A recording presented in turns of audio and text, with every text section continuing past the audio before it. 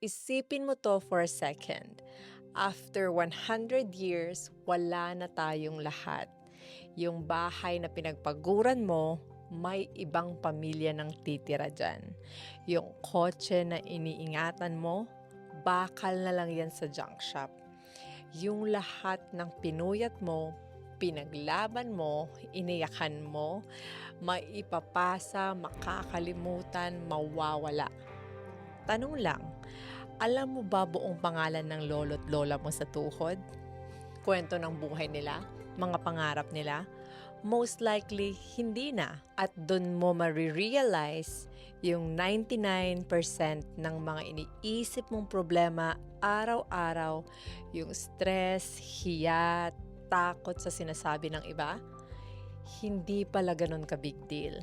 Nakatira lang tayo sa isang bato na umiikot ng sobrang bilis. Sa isang universe na sobrang laki na hindi kayang intindihin ng utak natin. At balang araw, mawawala ka rin. Tayo, ikaw, ako, hindi para takutin ka, kundi para palayain ka. Kasi kung pansamantala lang pala lahat, bakit mo uubusin ang buhay mo sa takot, galit at pag-aalala? Yung pinagdadaanan mo ngayon, chapter lang yan. Hindi yan ang buong kwento mo. So huminga ka, magmahal ka, mabuhay ka ng totoo. Dahil ang oras